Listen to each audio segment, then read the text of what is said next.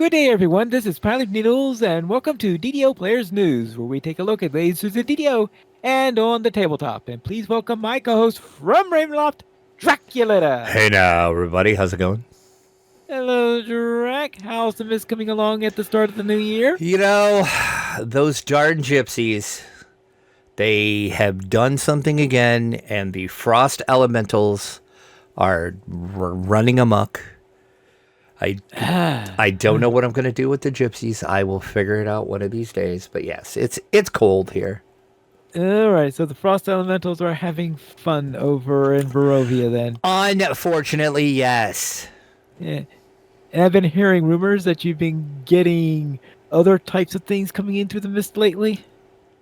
Like what? Well, I'm hearing people with lanterns and all sorts of weird stuff. Oh, yeah. I'm not sure what's up with that. I'm standing on the precipice of the castle, and all of a sudden I see a bunch of lanterns, and I'm like, what's going on out there? What is all of this? Nobody cleared this with me. No one cleared it with you. I am the Dark Lord. What are you doing? Yeah, and you don't want light in your... Exactly. The Dark Lord requires no light. Very well. Then let's go and see what kind of news, or are you afraid that'll shed light onto something? It might. All like right. monks, maybe? Maybe? Yeah, yes, I heard that there are some monks that you need to look at in our next update or something. Indeed, we do have a monk revamp coming along. Steel Star over on the forums posted about this. I don't play a monk. I think you in the past have, yes?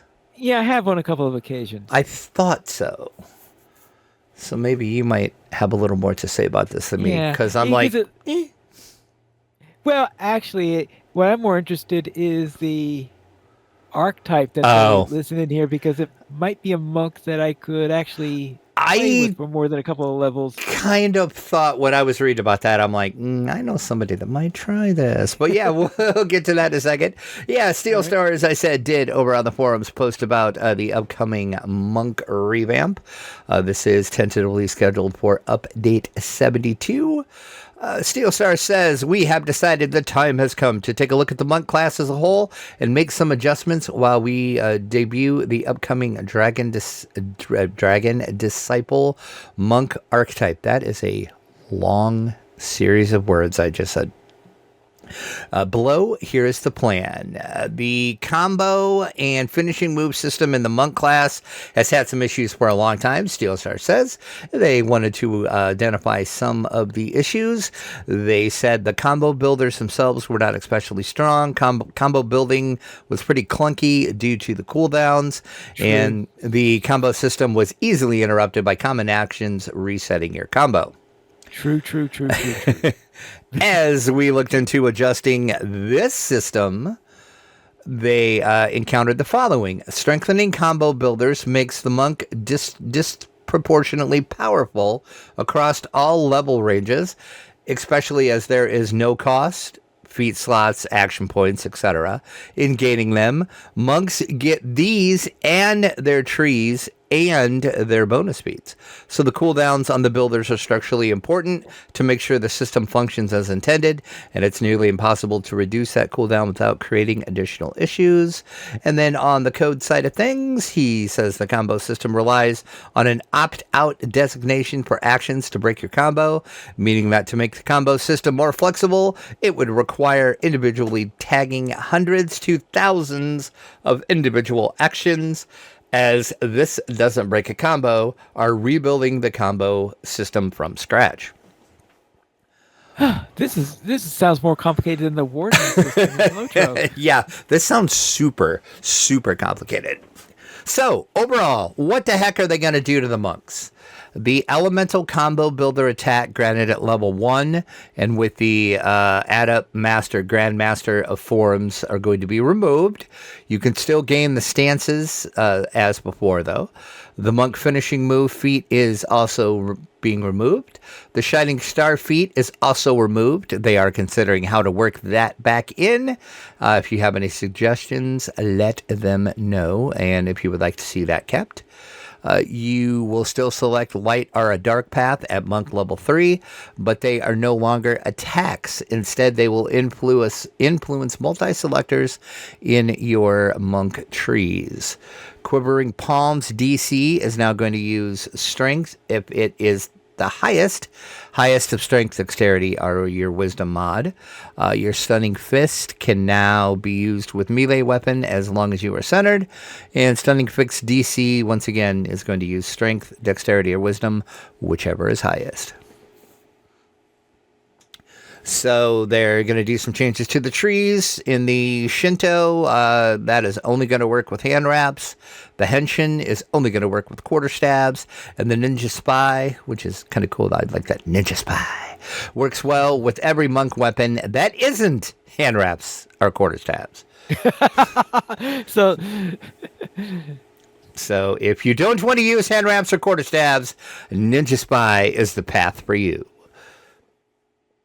He does say the plan here involves making these trees more weapon agnostic, even if they may still include some bonuses to those weapons, and instead refocus them on themes. Ideally, that will lead to more diversity in monk builds. So Shinto, once again, core weapon, DPS with some positive negative energy. Ninja Spy, poison, tricks, and stealth sneak. And the Henshin Mystic is weapon stats to do elemental damages and defenses. There is a link over in the show notes to this. I am not going to go through all this because we would be here all night. And plus, this is just a look. It's all of this subject to change as well. We'll probably hear a lot more of it when the release comes. Yes, and we should have a Lamania soon TM. To where you can get your first look at this. So, as I said, I'm not going to go through all this, but he does break down all of the exact changes in the trees. So, if you want to see that, like I said, over on ddoplayers.com, on the show notes for this episode, you will find a link to the forum post where he talks about all this. Overall, cool, I guess. Never, ever played a monk. So all this was just words I was saying, I'll be honest.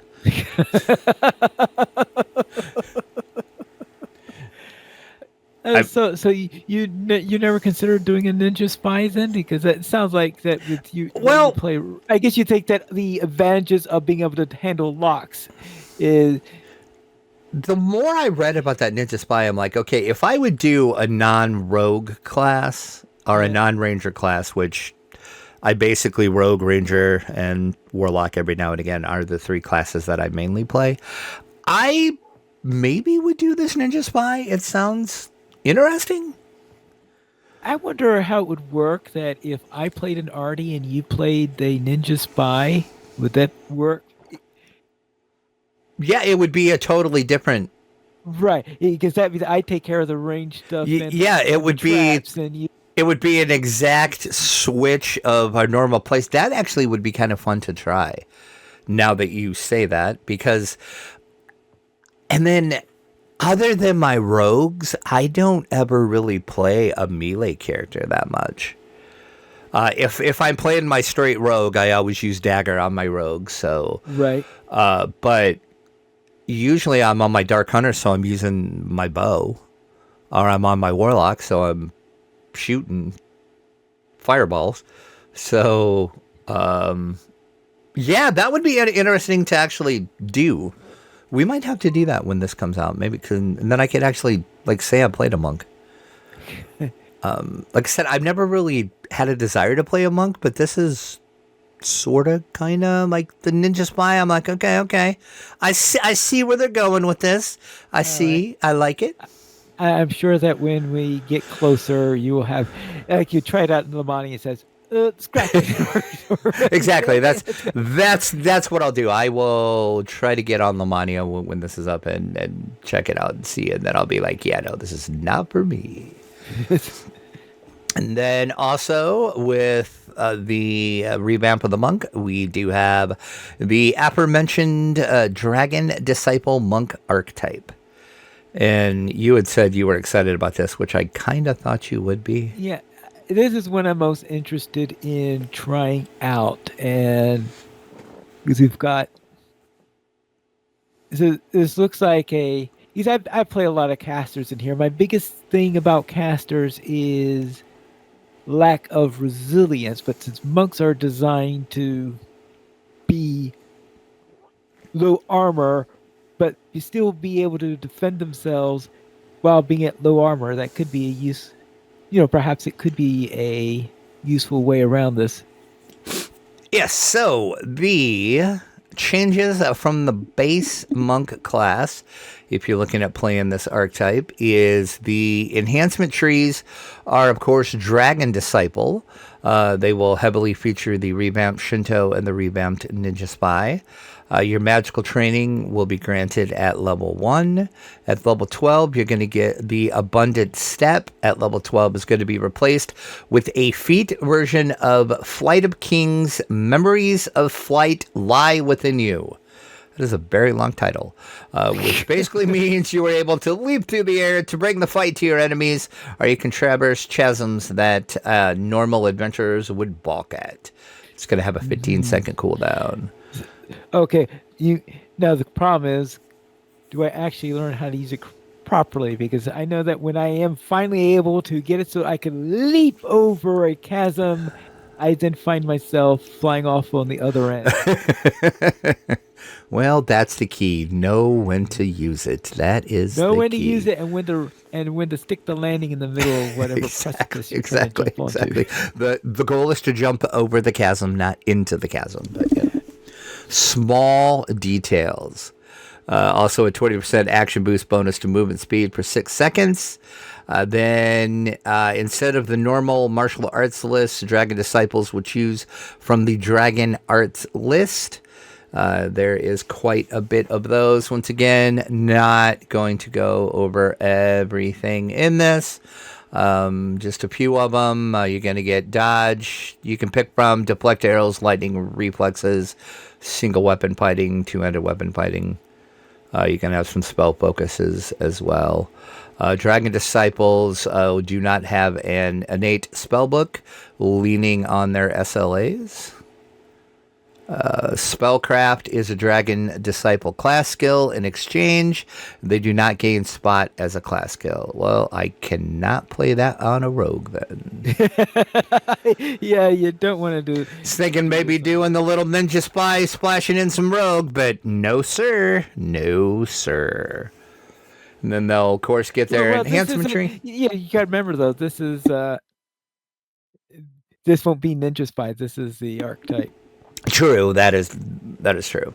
So once again, go ahead and jump over in the show notes, get to the full link of this. We're not going to go to all these. The trees are pretty in depth, and there's some pretty good stuff in these trees. So what about this made you say, okay, I think this might be something I want to try?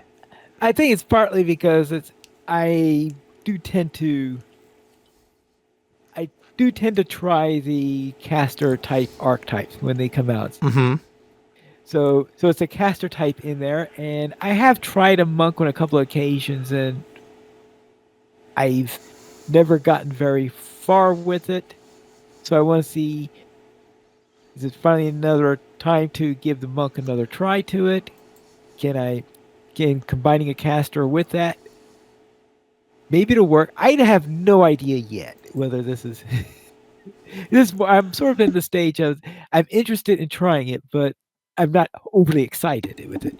Okay, well, I guess we'll see. Once again, time will tell. All right. So there you go. There's a quick look at that. Like I said, go over to the show notes. You can get links to all of that. It's more in depth than that. That was just a quick overview of what's going on, what we know so far. So if you're excited about it, let us know. If you're not, let us know that too. All right. Then the question then is, if you were a castaway, what spell would you like? Or potion, I guess, more likely. Oh, I see what you did there. I was like, what the heck are you talking about? You were going so far off the rails right now. I'm like, I am never going to get this train back on track. But I see what you did there. And you too will see what he did there in a moment. We have store sales this week because when we're recording, they actually started today. So we can talk about them. Follow your passion. Get 15% off the select enhancement trees, select cosmetic outfits, cloaks, hair dyes. That sale will run through January 16th. And now, for it to make sense, the weekly coupon code is a free light spell point potion times 10. And the coupon code of that is Castaway, Castaway. You know, one of the problems with calling something a free light spell point potion is that I see first light spell and not light spell point. Spell, right? Yeah. You're thinking, sweet, I get a light spell. Oh wait, no. Wah wah. Yeah. I think that what we really needed is I think there needed to be a hyphen between spell and point so that we know it was a spell point potion or something like that. I can see that because when I was saying those words, I'm like, wait, we don't have those. Oh yeah, we do. These are okay. Oh, it's the I see what it is. Yeah. Yeah. Yeah. It's kind of confusing, but there you go. See, we tied it all together. All right. Now, I had heard a rumor that you are still not quite filling in all the pieces on the end of year review. We are not because your pieces of the puzzle have not dropped in yet. Last week, my pieces fell in, but we need to find out your thoughts on the year of DDO. So we're gonna skip the whole go through all the updates and all that because we did that last week, and unless there's any like one particular update you can think of that you really want to highlight, if not, we'll just go to the other part. I can't think of anything in there really to highlight because I'm sure you talked thoroughly about everything. We did. Beaker and I covered it well, so check out last week's episode for that discussion. So let's see what Mr. Pineleaf here thought of 2024 for DDO. What was the best update last year? Let's see. It's trying to remember everything. You know, it's a lot easier this if you just heard all this stuff 5 minutes earlier. It is. Yeah. But all right, the one I thought of when I was looking through the list was Myth of Draenor, the expansion. Okay. Makes sense. Any particular reasons why you picked that? I guess because it was a nice, large quest area. And I found a lot of the quests in there to be interesting. I do wonder about that one in the dwarf, in the dwarf stronghold where you had traps every third foot. But other than that one, I think we each had one that we didn't like too much. I didn't like that one particularly well, and I have a feeling that you didn't like the one with the musician all that well. Oh no, I hate that quest. That is, I've said this before, I'm going to say it again. That is on par with the Crucible. That is like, I'm not sure which one I hate more. Is it Crucible or is it whatever the name of that stupid quest is? It's so hard to pick which one I despise more. Oh, well, for me, it's very, very clear because I rather liked that one. You did. You did, so. You just had me do everything. I did. He is not lying either, folks. I wish we would have been recording that when we did that, but literally this is how it went. Got to a room, got to all the statues and puzzles, and I'm like, you're up. I'm going to go grab a new beer. I come back. He has stuff fixed. I'm like, yeah. Okay, and his ears only perked up when we got into a combat. Indeed. Are a trap. And I'm like, oh, hold on. My turn to do something. Hold on. Okay, you're back up for these stupid puzzles again. There you go. Wish I was kidding, but I'm not. That is literally how it went. That is. I wish you could have been there. So yeah, okay. So I could have lived without the enter caps, though. But that's well, I mean, who really wants Ettercaps anyway? Right. Like, does anybody really want Ettercaps ever? Yeah. All right, so let's see. I lost my place here. What is the best non-raid / quest thing that was added last year in DDO? Well, to add to the theme of what I said before, I'd say the Wild Mage. I wish I would have put a money bet down on this because I could have guaranteed you that was going to be. I knew that was going to be your answer. I had no doubts in my mind that was going to be your answer. We will see if next year's answer is this new monk, dragon monk disciple? Yeah, or if I say what dragon monk disciple?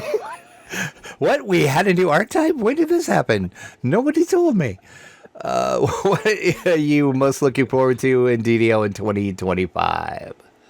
Oh, currently, because we haven't had our letter to the players yet. Right, we don't really know anything that's going on in 2025. Right, so I say seeing the letter to the players and the chaos that's likely to ensue. Mm-hmm. Yeah. Especially considering what's going on in Lotro relating to, because tomorrow they're doing the full announcement on their plans for the 64-bit servers. In Lotro, mind you. Yeah, in Lotro, yeah, for Lotro. So depending on whatever is said there, may make me wonder, well, what are they going to do in DDO? Or are they going to do something similar in DDO a couple of months later, or what? Yeah, it'll be interesting because I would assume, what they do over there would probably be close or similar to what they would do. And so, yeah. Yeah. Well, the thing we know that is going to be happening is that on the Lotro side, they are opening up 4 new 64-bit servers, and they'll be regular servers, and that they're going to be encouraging people to transfer. Oh, so they won't be VIP specific servers. Gotcha. Right, they won't be VIP specific servers, and they're going to open up with the regular level cap and all of that stuff. Okay, interesting. So we're wondering, okay, what does that mean for the 32-bit servers? So, are we going to have a server consolidation and stuff like that? We shall see. Yeah, they had said probably mid-January is when we'll get the producer's letter.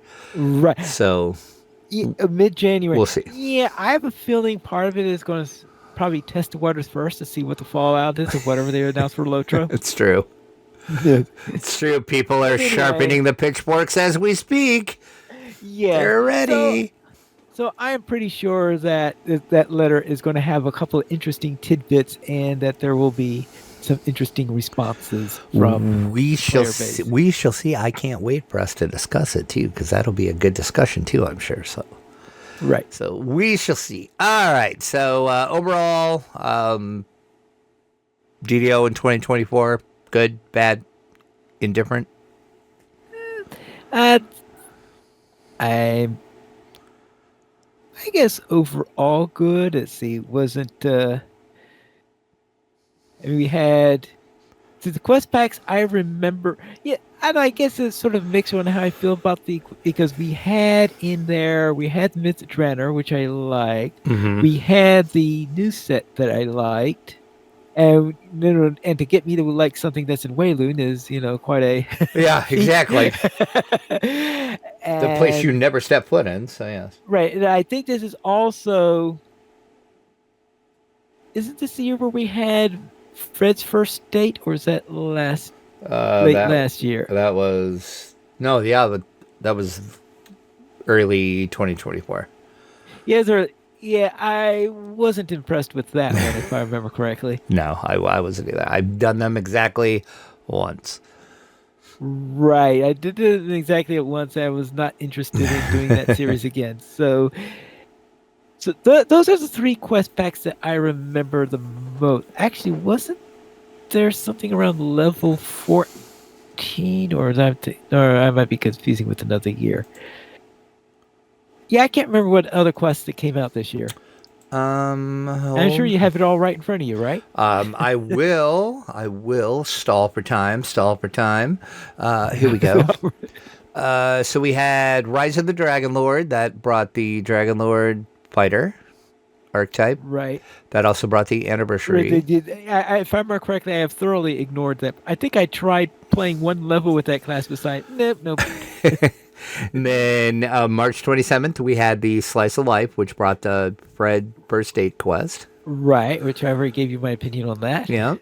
And then we had the pre-order for Myth.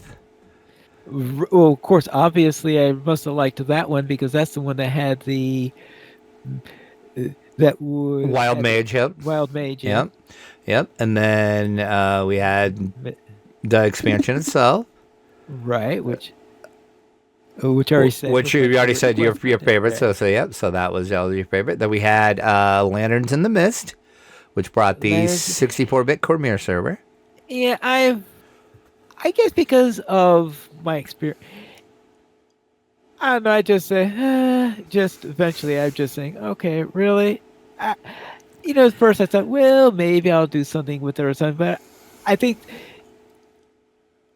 nothing in the Lanterns thing really excites me all that greatly enough in order to really jump up and down about it. Just the cat, man, and I don't think I'm ever going to get it because, good grief, it's taking forever. In the fact that how long it takes you in order to get that stuff in, I think, okay, why would I want to play on a completely different server from where all my other characters are and all that? It's like therein lies the rub. Therein lies the rub. Yeah, and then yep, and then the last thing was the Fall of the Night Brigade quest. Oh yeah, Fall of the Night Brigade, which I like. So you can see a mixture, and there's some of the things I liked, and some of the things I said meh. Meh. Okay, all right. So we always, as I said last week too, we always do some gaming goals for the year, and then we like to go back and see how we did on said goals. So last year in 2024, you had reach H level 30. Right, which I did. Okay, check. Then you had lessen your list of unplayed games. I think it might have actually increased. It has a funny way of doing that, actually. Doesn't it? Yeah, so we will call that one completeness. Okay, swing and a miss on that one. And then your last goal was to create a new Artificer / Storm Singer, test out the new rune arm changes, get to Ravenloft at least to test out the new Sealed in Amber, and then also do the Catastrophe quest as well. Yeah, that was a bit of a mess. And then let's see, Artificer Storm Singer. How did I get that Artificer Storm Singer? I don't think I really stuck all that much with that particular character, but I did finally figure out how to use rune arms, because when I created I think it was the character that was doing in the Lanterns of the Mist. Okay. Which I believe is an artificer. And I went around in there, and while I was in Saltmarsh, I finally figured out how to use those rune arms. I mean, I've gone 10, well, no, actually, maybe 15 years. You're going to say a long time. Yeah, and not being able to figure out how to use those rune arms. But I finally figured out, I think, on how to use those rune arms. That's hilarious. And I'm starting to use them more, because being able to use it more and more optimally as I'm going through there, which is good. And I think, so that part of it, learning how to use the rune arms, that I think I finally did. I think that was the entire purpose of that entire mess in there.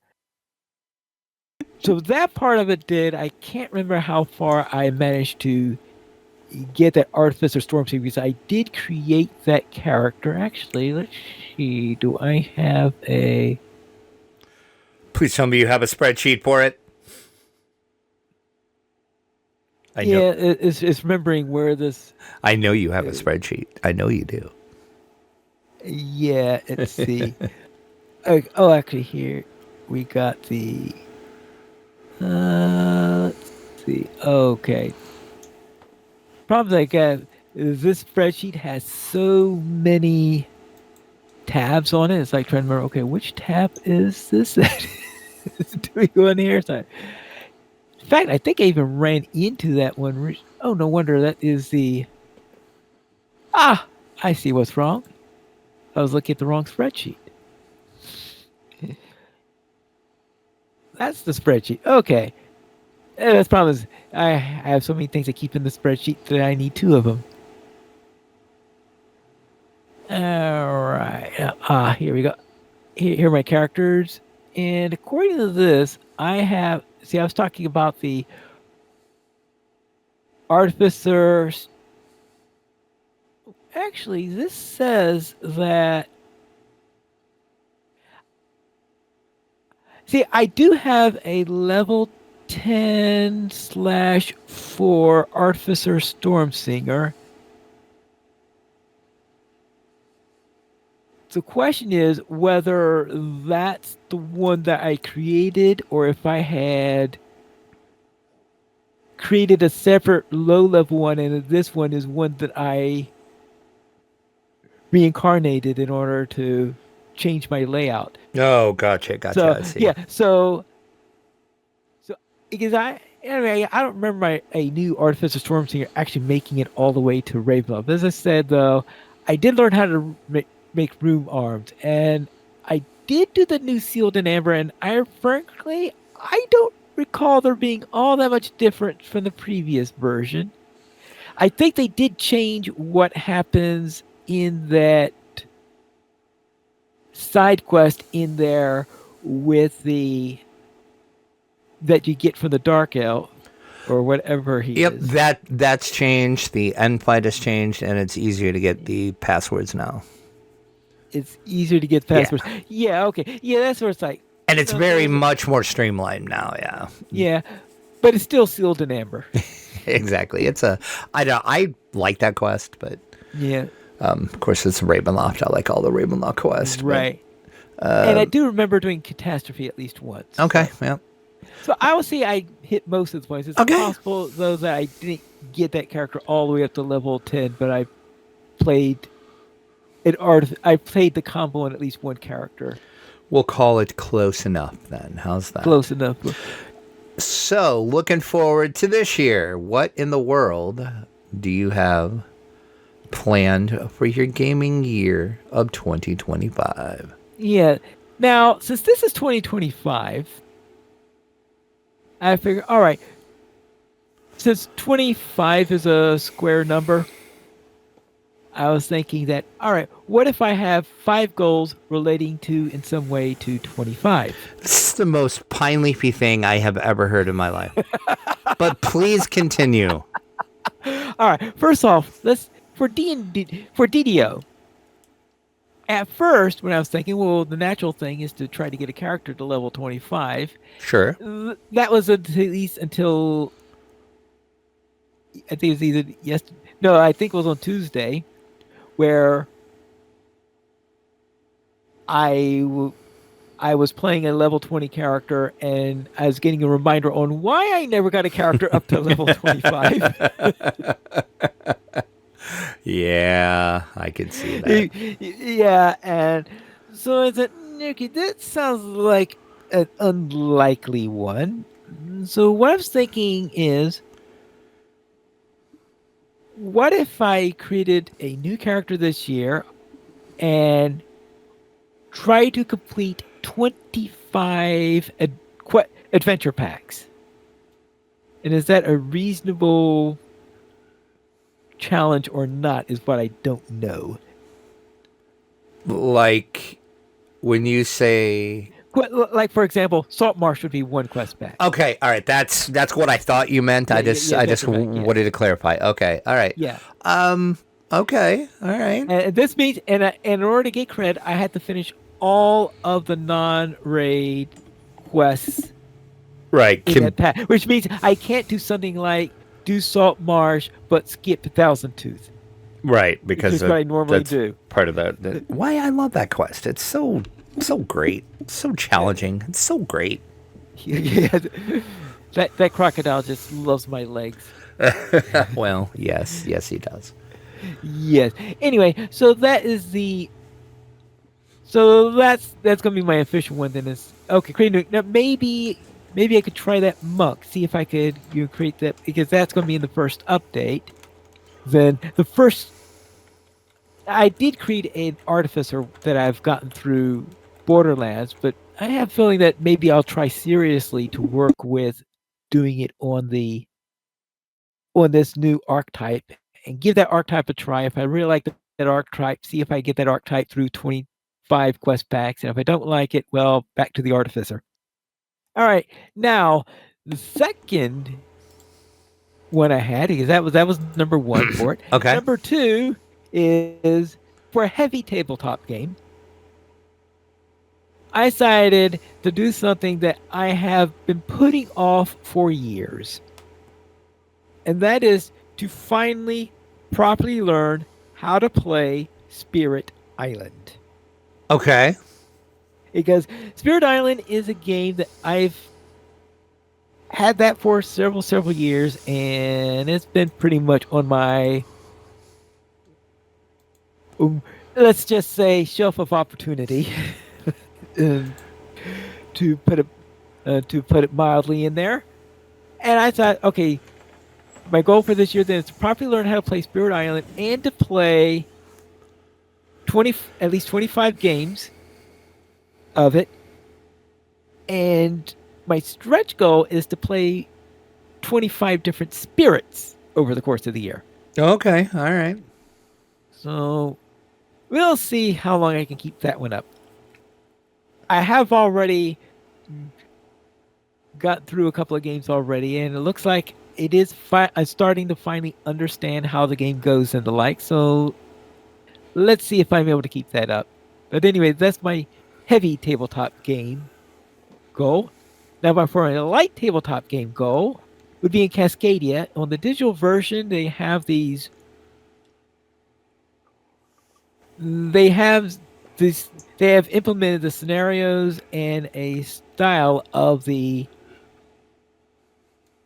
achievements that we have in the regular Cascadia game in there. And my goal there is to complete 25 of these. There are 28. So because there are 14 scenarios. No, I think it's 20. No, I think maybe it's 29. It's 20 or 29. But anyway, I believe that there are 15 scenarios and 14 achievements or challenges. I think they call them challenges. And I want to be able to complete at least 25 of these. Okay. Over the course of the year. Okay. Now in cards, and in card games, this is regular deck of card games, is to get better at playing Spider and win at least 25 games of 4-suit Spider. I don't know how familiar you are with Spider. I have heard of it, but never played it. Right. So, okay, win at least 25 games of Spider. And if that proves to be more of a challenge I can get, then I have to at least make a noble try at it by at least playing 125 games of 4-suit Spider in the attempt at getting those 25 games. Okay, all right, makes sense. Yeah. And then in Lotro, because we have to have a Lotro challenge in there somewhere. And coming up with a challenge in Lotro that's centered around 25 is tough. Because obviously getting a character to level 25 in Lotro would be, let's say, trivial. So my challenge is I told you about these new 64-bit servers that are coming up, right? Yep. Right. So my goal then is to create a new character on one of these new servers and get that character without using any valors, meaning level skipping things or anything like that. Get the character up to at least level 125. So in other words, instead of 5 squared, 5 cubed. Oh, okay. Yeah. Gotcha. You said that's a Pineleaf number. Very much, yes. Like I said, as I said at the beginning, this whole thing is the most Pineleaf thing I have ever heard of in my life, but only you. It's fine, though. Yeah. So we'll see how this works out. Well, good luck with all those. Those are some lofty goals. And that's it for my year-end goals. Anything else about the year summary before we head on to what's coming in from the dungeon? I don't think so. Then let's go and see what's coming in from the dungeon.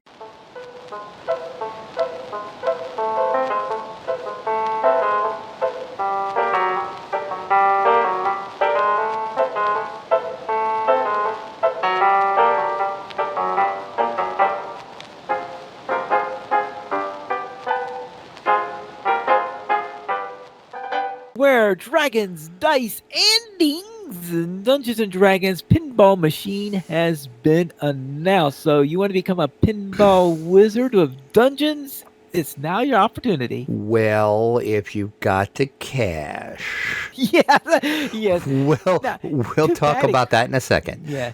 Too bad it couldn't be one of those Steam pinball games. Right, exactly. A virtual pinball machine, exactly, that we could all afford. But once again, more of that in a second. Yeah, this is called the Tyrant's Eye. There's going to be 3 different editions of this, and all 3 editions are going to feature a story where the players must defeat the Dragon Queen Tiamat. And in true D&D fashion, of course, you're going to have different story paths depending on randomly decided outcomes. There's also going to be a star-studded voice cast on this because you gotta have voice actors in anything these days. Of course, you're going to have some Critical Role people, Matthew Mercer, Laura Bailey, and Marisha Ray. Of course, anything to do with D&D, you got to have Critical Role as well. So it's checking all the boxes so far. Michael Dorn is also going to do a voice that, if you're not familiar with it, it's going to be expensive with all these people that we got here. I think that's why the price is what it is. Also, Kevin Smith, Luke Gygax, a bunch of other people. You definitely need a Gygax involved. Of course you do. And then other features of the table are going to include a Physmo store that's going to allow players to acquire some unique items, a treasure chest that will unleash mimic monsters, possibly, and some more secrets to uncover. So, okay, all right, gotcha. And then it's also going to include the most advanced animatronic ever seen in a pinball machine. Their words, not mine. That is in the form of Wraith the Red Dragon. And he is going to be multi-axis motion, so his head's going to move around. He's going to spit pinballs out, depending on which version of the table you buy. And then he's also going to be controlled by AI as well. So it's going to look at how you're playing, and then he's going to block off paths that you can take. So there you go. Once again, 3 versions of the table coming out. And this is an actual, honest-to-God, stand-up pinball machine. It's an actual pinball machine, if we didn't make that clear. Not one of those tiny mimic ones that you can sometimes buy at Target or something. Exactly. No, this is a full-size machine. Going to be 3 of them. There is going to be a Pro Edition, a Premium Edition, and the Limited Edition. And what's the difference between these 3, other than the price, I mean? The Pro Edition, the Dragon will not move his head doesn't move side to side, it just moves up and down, and he doesn't spit the pinballs out. Doesn't spit the pinballs out. Yeah. So, you mean you don't have a multi-ball function relating to the Dragon then? No, not on the Pro version. Not on the Pro version. You have to get at least the Premium to get that. So, the price for like you're thinking, I got to have this in my game room. I need the Pro version. Going to run you $6,999. The Premium version, a paltry $9,699. And then if you want the limited edition, which is limited to 740 units, and if you might be thinking, that is a weird number, that is in honor of 1974 when D&D came out. Because I was confused at first. I'm like, why 740? And then I'm like, oh, 19, okay, gotcha. That one's going to set you back $12,999. $13,000 for a pinball machine. Like, good on you. If anybody buys this, good on you. Like, I'm saying go Rockstar, go. But no. I think one of the big other problems with the whole thing is, where are you going to put the thing to be able to fit it? Well, that is true too. That would be another problem too. But yeah. So there you go. Pinball machine coming soon. Then I would assume arcades are really not a thing anymore, but maybe like game stores might buy these and have them. Yeah, I could see yeah, that. yeah. I was wondering where these things are usually. Where Um, you usually find pinball machines these bars, days. bars mainly. I know some friendly local game stores actually have a little pinball section. Some of them do. There was this year, or last year, I should say, at Gen Con. My friend and I stopped in a record store that I haven't been in that I've been wanting to check out in Indy, and they had quite a few pinball machines in the record store. Of course, they were all like music themed pinball machines, Right. so it kind of made sense to be there. So it's kind of stuff like that is where you find them. But and then I know there are people that collect, like if you have a big enough house, there are people that collect pinball machines for their house. Yeah. But But you need a big game room for this. a really big and a big bank account too. Yeah. Well, So yeah. no, $7,000 low end. No thanks. I'll pass. Thanks. Hard pass. Alas. Anyway, yeah, but if you, as you said, have the money and the room, then perhaps it would be for you. But now let's talk about the other weird thing with D&D, and this one is Weird. a little bit weird. Weird is not the word I would use, but You hit sure. the jackpot on that. I would not use the word weird, but sure. Yeah, you want to play a D&D slot machine with real money? You can. Coming first quarter of 2025, Hasbro and their infinite wisdom to suck every living penny out of every D&D fan, because as they said a couple years ago, D&D is under monetized. We need to monetize D&D. How can we do that? Under monetized? With jackpots, with slot machines. That's how we can suck more money out of the fandom. Yeah, I am so raging about this. Like this is the dumbest thing I've ever heard. But yes, anyway, and this did spark a lot of controversy too. So it's not just the me. one that what I thought was even dumber. I cannot imagine anything dumber than this. So, But go ahead. Let's see. And that is that in this, they're talking about how there have been other brands that have had such. Yep. Okay, I could have said, all right, you want to connect your brand with, follow up your brand with a slot machine or something like that or something. But I think that the lowest level had to be the one where you said a Lord of the Rings themed one, because that's not doing something with your IP. You're doing it with the IP that you're licensing. Yeah. I'm really surprised that they actually, but I looked to see if it ever came out, and it actually did. Like the Lord of the Rings one did come out. So right, as I said, that one is like, and that one was an actual physical machine as well too, and not just online. But this one so far is just going to be an online slot machine. Hasbro is teaming up with a company called Games Global. They're going to bring the online slot machine Dungeons & Dragons Tales of Riches. This is going to be developed by a company called Neon Valley Studios. They do most of your online slot machines. Apparently, they're big into the online slot machine world. The riches for the slot machine company, at least. Exactly. First quarter 2025. And then, so my fear with this, though, as I said, we've talked about many times on the show that Hasbro has said D&D is under monetized. They have to monetize D&D more, which they started to do that over the past couple years, and it's only getting worse. And this is going to make it worse. My fear with this is, okay, so since this is an online slot machine, right? Yeah. What's going to stop Hasbro from we have the virtual tabletop from Hasbro coming out this year at some point. They haven't said exactly when. So what's going to stop them from saying, hey, look at these cool sets of dice that you can only get on the virtual tabletop. If you want this cool, shiny dice set, to play on our virtual tabletop. Oh, wait, you can't buy it. You have to win it on the slot machine. You have to hit. Oh, boy, if they go to that one. Then I guarantee you they will. Hasbro's foaming at the mouth right now. They're like, how can we suck ever-loving penny out of these stupid people that play our game? And that's literally how I feel Hasbro feels about the fan base at this point. Yeah, they don't. The ghost of Gary Gygax is crying over what Hasbro is doing to their game. Oh yeah. So yeah, that is my worst fear, is they're going to start doing crap like that. It's like, oh, you want this? Say you want a Dritz Doerden mini for your virtual tabletop. Oh, you got to go over to the slot machine.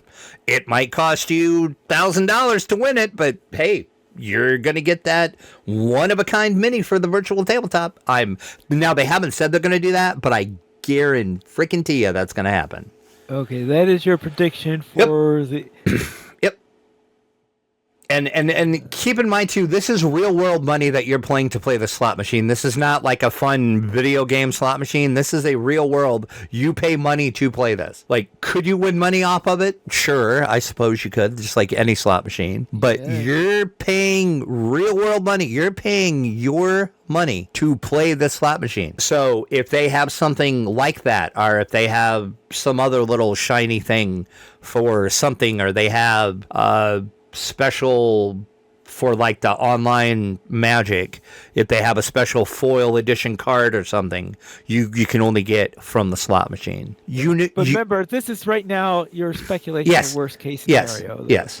Okay, Which just make sure that the viewers know that this is your prediction of what is going to happen. So see me in a couple months when I'm right. You'll say, man, Drac is a genius. And I'll like, yes, I am. Thank you for finally realizing that. I kid. I kid, but seriously, yeah. I am so worried about that. So yeah.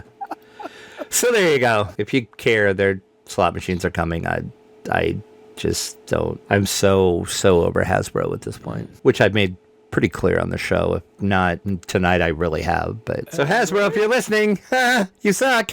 Okay. All right. That's it for what's coming in from the dungeon. And it looks like it is big hardware and expensive, whether it's hardware or software, it looks like, from what's coming in from the dungeon. So let's see what's going on the tabletop.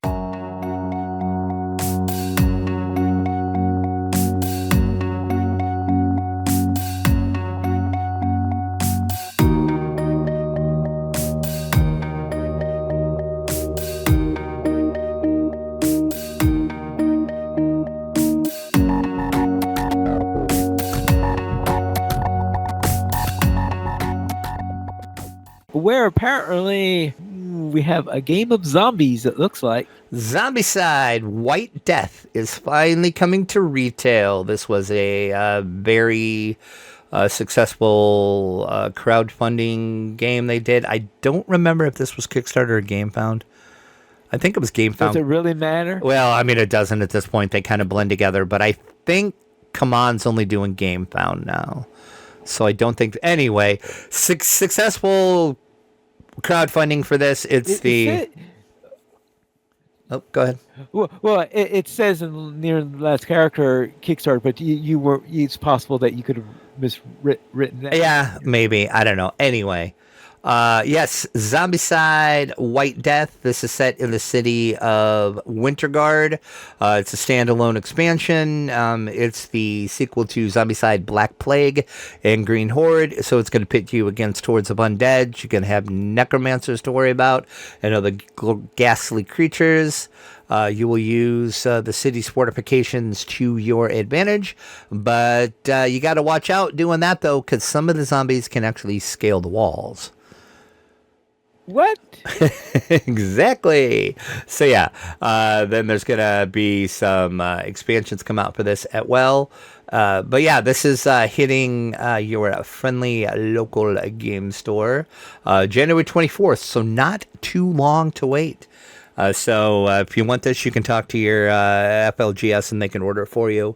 Also, any of your online game sellers will have it as well. Amazon should have it. I haven't looked to see if it's up on Amazon yet, but they should have it. But as I always say, try to order it from your friendly local game store first, though. So, Zombicide, I almost said Black Plague. This is not Black Plague. This is White Death. Black Plague, White Death. Which I have to order the shit. I didn't actually, for some reason, I didn't back this one. I don't know why I didn't back this one. I backed all the other Zombicides, but this one was like, I don't know if I just didn't have money at the time or what, but at least it's coming to retail. These is coming to retail. Maybe you were at the time thinking, nah, I don't want to do any crowdfunding stuff. It might be. Sometimes you do get in such a mood. I do. All right, then let's see what else is coming in from there. Where HeroQuest First Light, a shining new path for adventures. Boy, you really pushing this one. I was. Yes, HeroQuest First Light. We talked about this. This is the kind of starter set for HeroQuest. I.e., this is the version that they're going to try to get you into the HeroQuest world. This is going to be exclusive to Target later. Okay, so it's one of those Target specials. Yes, it's a Target special. The major difference between this and regular HeroQuest is this has standees and not actual minis. So that sounds typical for a Target special. It's the Target retail. Mom and dad are walking down the aisle and with their kids, and their kids see this cool box and they're like, "Hey, I want that game." Okay, in between Gloomhaven, Jaws of the Lion, and exactly Spirit Island Horizons. Exactly. It's got a 2-sided game board, 67 standees, 102 game cards, and this is going to be streamlined and easier to learn to play to. So if you don't know how to play HeroQuest, which, let's face it, HeroQuest is not that hard to play in the first place, but this is going to streamline the rules to make it a little easier. This is also going to be compatible with all the other expansions and other HeroQuest system games, so you can mix and match if you would like. So yeah, HeroQuest First Light, available soon at Target. They say later in the month of January. They didn't have an exact date. I keep looking at Target.com to see if it's listed, and it still says coming soon. And I keep looking. I go into my local Target every couple weeks to see, because sometimes my local Target's one of those Targets that are bad, and they usually break street dates on board games a lot. So I keep looking to see if this is out yet, but it's not out yet. So yeah. Okay, we'll see how well that goes, because I remember what happened when Jaws of the Lion came out, where let's just say there was a lot of trouble with shortages all over the place. Oh yeah, that does. Same thing happened with the what was it? It was another game that was exclusively at Target too for like the first 6 months, and it was really hard to, I can't remember what it was, but yeah. So hopefully Avalon Hill / Hasbro is smart enough to get a ton of these made ahead of time, but we'll see. We're talking Hasbro here. I know. Don't get me started on Hasbro again. All right, how about getting you started on your weekend gaming?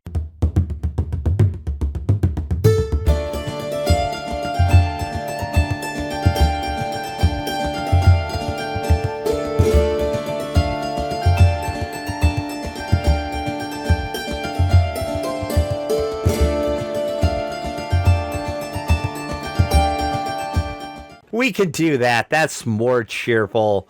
DDO, Cruising with Drac, Beaker, and I actually started to run the Magic of Myth expansion. Yay.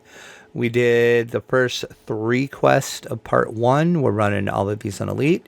So that's Safe Hold, Death Hold, Hostless Banquet, and the Ogama's Song, or however you pronounce it, however the frick you pronounce that name. I never know how to pronounce it. Your least favorite quest. Yeah, I just call it the probably worst or second worst quest in DDO. That's what I refer to it as, but maybe that's just me.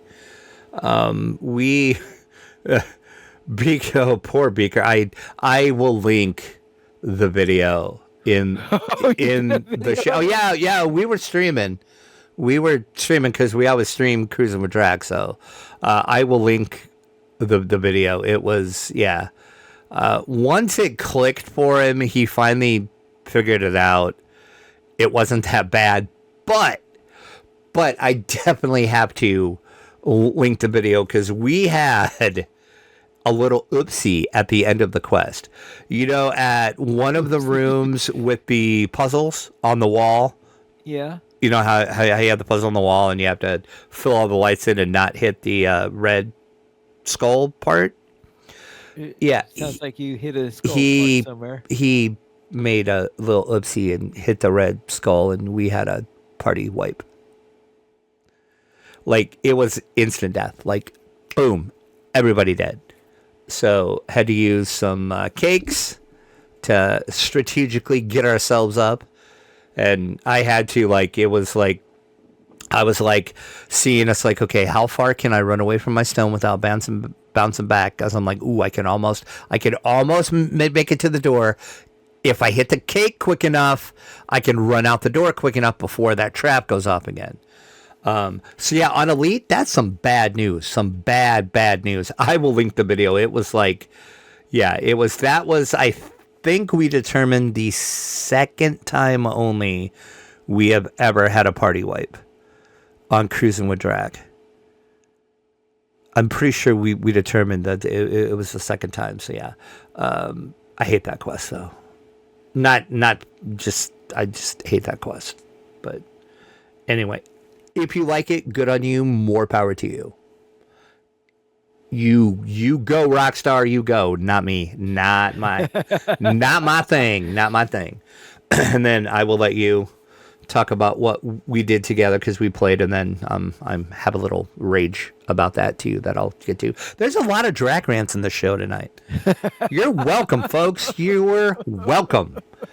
And then elsewhere, video game wise, I played some more Indiana Jones and the Great Circle. Killed some more Nazis. Fun times. I love that game. That game is so good. And then I tried, note the word, and I should capitalize this in the show notes, tried to play Stalker 2, The Heart of Chernobyl again, because I had started it and then I hadn't jumped back into it. And I thought about it couple nights ago and I'm like, I should like jump back into Stalker. Yeah, for some reason, I don't know if my install got corrupted or what, but I can get to the main menu and then I launch to continue my game and then it crashes. And then I restart it and you rinse and repeat. You start a game, it crashes. I deleted my save. And I thought, okay, maybe my save just got corrupted somehow. I'm like, well, I'm not that far into it. I literally only played it for like 5 minutes. So I'm like, okay, cool. I will just delete my save and just start a new game. It crashes. So I don't know what's going on. So I guess I'm going to have to uninstall it and reinstall it and see if that fixes it, hopefully. I did look online, and a lot of other people are having this problem too. A lot of people are thinking it points to the last update they did. It broke some people's gameplay on some systems. It's like one of those weird things that not everybody's having the problem, but quite a few people are, and I guess I'm one of the lucky few. So I will report back if uninstalling it and reinstalling it again helps. Because I really want to play it, but alas, I can't. That is what I have done this week. So how about you? I will begin with what I did with you, and then we ran Fall of the Night Brigade, and we ran through all 4 of those quests in there. So they were the Rats in a Cage, the Wizards of Labyrinth, the Knife's Edge, and the Darkness and the Like. And I heard a rumor that you did not like Rats in a Cage all that much. Just like the Smashing Pumpkin song, despite all my rage, I am still just a rat in a cage. Yes. Standing Stone, if you hear my voice right now, and I know some of you do listen to the show. Thank you for that, by the way. Listen to my voice. Please, for the love of God, stop using the stupid, dumb, go get in a safe space and hide from monster mechanic that you started with the Lantern event. Just stop. enough. No, enough. I hated it during the Lantern intro quest. I hated it in this rat in a cage quest. Now, the whole rat mechanic where you get turned into a rat, that part I like because they do it real well because the perspective is correct. You feel like you're a rat, especially when you're running around the maze. I liked that. I liked the whole quest other than that first little, 5-minute beginning part where the first 5 minutes of that. You have to get to the safe spot and hide and get to the safe spot and hide. No, stop. Let's not introduce this into every quest. No. Especially with the size of the cats you had to deal with. Yeah, no. And hirelings were always a real thrill. I mean, the first time I ran that quest, I was running it on an artificer. In fact, I believe I had that one. I actually posted a video on this one, not knowing what was in this quest. So I think it was a blind playthrough when I did it on the video. And so so I was on the artificer, and I had my dog with me. Now, my dog, of course, was changed into a rat. How you turn a mechanical dog into a rat, I have absolutely no idea, but that's an entirely different matter. And so I am at the thing, but my dog, so I hid in the blue area, but the dog did not. So he had the panther come up, going after my pet and really knocking it out. Fortunately, it did not notice me. It just killed my dog and then went around on its business. Oh, well, that's handy. Yeah. So that was strange in that one is that, yeah, it was a little bit of an unexpected surprise that we were going to run into. Oh, yes, you could hide in this location because of all these people that are standing here. I would think that one of the people in there wouldn't consider it safe, that they'd say, "Oh, a rat." Well, yeah, I thought that was kind of weird too. I'm like, so they're not even flinching. That just all these rats are just running up under their feet, and okay, cool. And that these big cats prowling the area, right? Like, okay. Anyway, yeah, please stop that mechanic right now. Enough. Two quests, enough. We've had our fill of it. Indeed. 2 quests, it's enough. Move on. Move on. All right. Now, I then decided, let's try my level 20 Artificer, because I was thinking that maybe I could try to get this level 20 Artificer up to level 25 and all, and say, how bad could this be? I found out that one of the problems with level 20 is level 20 has got to be the emptiest dead zone for quests in the entirety of DDO. I found that there are just so few quests in that range in there. Like, I think I said we had the House Fee Circus, the outside of the House Fee Carnival. The only other quests I could see that were level 20 were both raids. So it was in-game content back at some point, probably before they had the first epic created. And that every other thing now I had some level 19 quests, and I tried a few of these things that involved devils in this weird plane or whatever. So you have this. Oh God, you didn't go to Shabarath, did you? I think that may have been it. Oh God, no wonder. Yeah, okay. So because there's a level 19 zone, and he's like, you get lost all over the place. And you went to Shabarath, and I don't think you've ever been to Shabarath, have you? No, I think well, I'm not too sure or not, but I think I may have been there once before or something like this, but I didn't remember everything too well. But I learned that I detest those quests. I tried, I think, 2, maybe 3 of the quests in that area, and I failed every single one of them. The worst one was the escort quest, the infamous escort quest, which apparently is one of the most infamous escort quests in the game. To be fair, Shabarath kind of sucks anyway. Yeah. Okay. But anyway, so therefore that was showing you. So this is what we had. That's a level 19 quest, and it was impossible for me to do my level 20 character in there. So I just gave up on there. I said, ah. So I thought, okay, now let me go to House Fee and do Party Crashers. I forgot that Party Crashers finishes off after this big, long, arduous trip to the Illusionorium, that it finishes off with this protect this guy Yep. battle Yep. who gets killed, so that all this hour, this literal hour I spent doing all this work was for nothing, and I got no XP as a result of it. But yeah, at level 20, you've got like the Dreaming Dark quest pack, the Fjarlan Carnival, and Right. Sentinels of Stormreach would be the 3 quest packs you can choose from, basically, that are actually 20 itself. I Yeah, can't think it's of anything else other than the 2 raids. yeah, it's very very rare for there to be something level 20 in there, and I was just and I was really getting beaten by, so I said, all right, I'll go to the Borderlands. At least I know these quests. Okay, yeah. So I went to border. Now the first quest I did at base level, which is level 21. I'm going in there, running this at level 21, and okay, I got through it, but it was just tediously long. It- Now, of course, I was playing at one level under, which is, I know.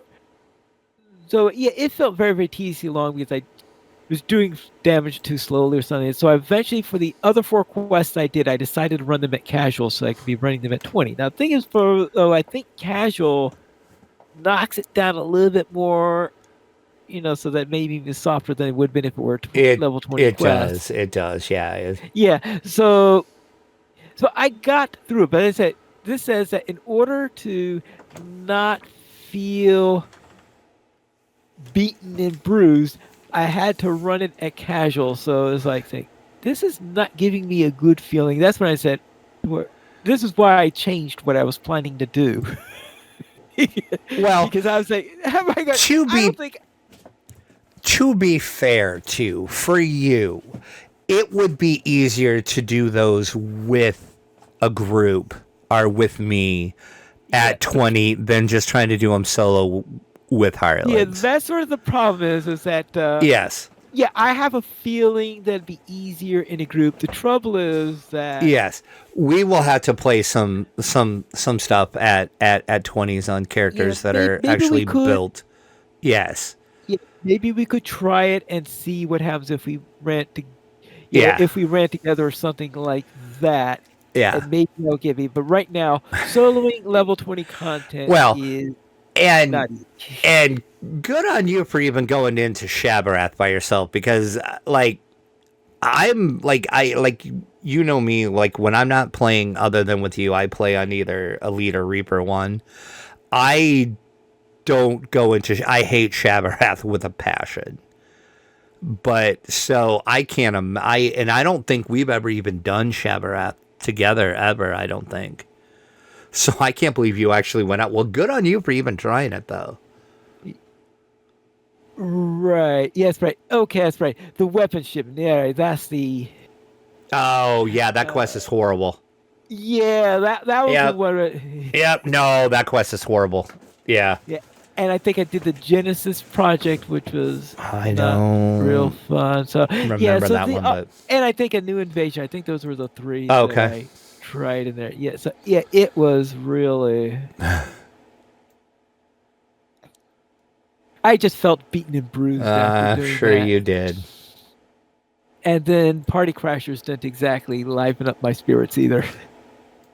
Yeah, probably not. But yeah, we'll have to try it together and see if you have a better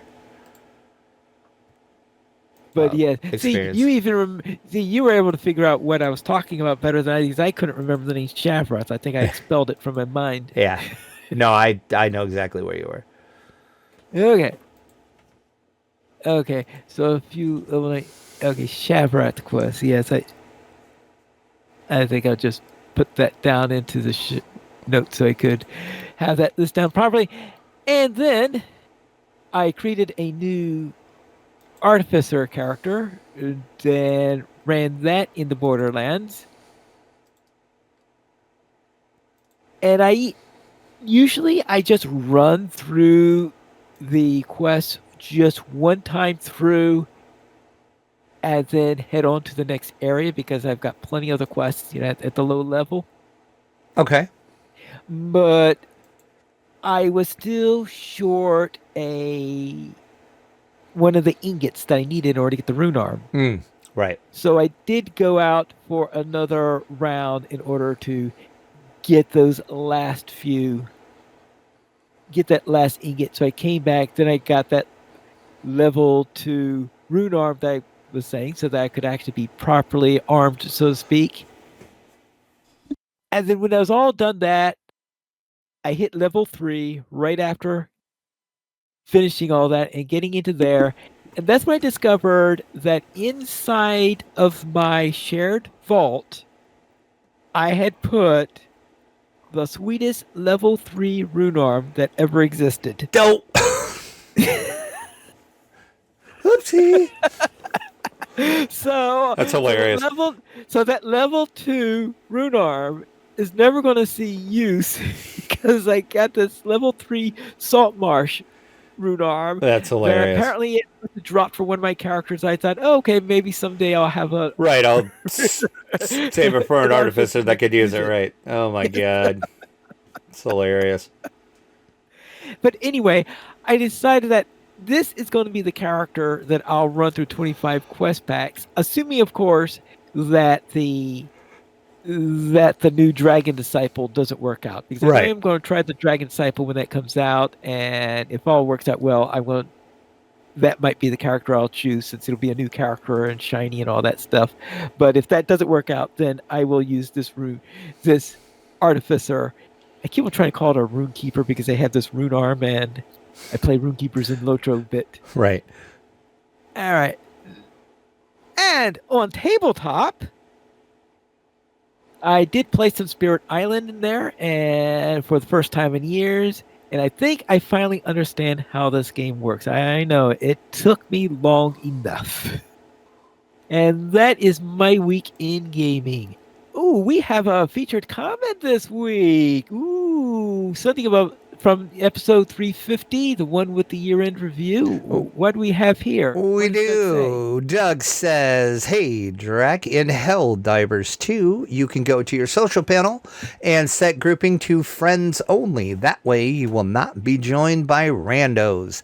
That setting does allow you to solo dive or go with just friends. I have the same gaming preferences about randos as well. The game is really fun as you unlock new weapons and stratagems.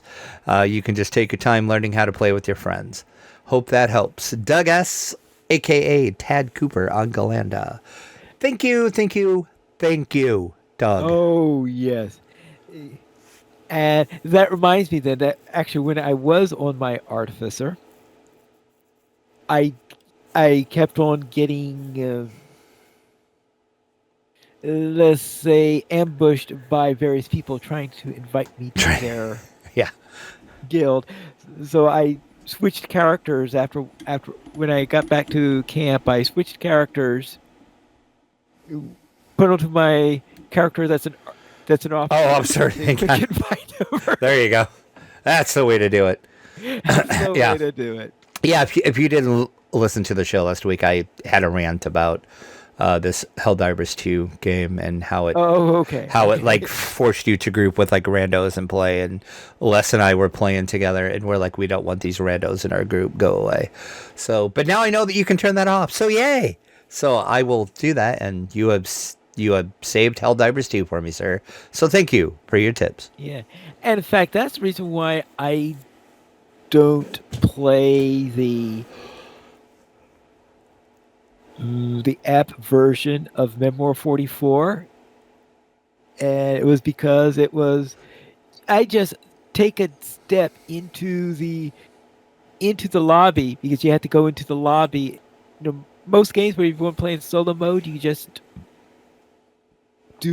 do it, but without having to go into the lobby. Right, But yeah. Memoir 44, you have to go into the lobby. I go into the lobby, and I'm not in there half a second before bing. Yep. It would probably be contacted by somebody who could rip me completely to shreds or something like this. Yeah. Like, do it really? What? Probably. Yeah. Anyway, that is our email for this week. And if you would like to send us an email, you could send it to podcast@ddoplayers.com. I don't know, was that from the email or was that from the... That was either YouTube or on the website. I don't remember which. Okay. It was a comment on something. All right. Anyway, you can send to podcast@ddoplayers.com. The Players Alliance has 2 shows. On Saturdays at 8:30 p.m. US Eastern Time, we record Local Players News, and we record DDO Players News when Drac is available. You can join us for our shows at ddoplayers.com/live. And that is all for tonight. And this is Pineleaf Needles reminding you to quest responsibly.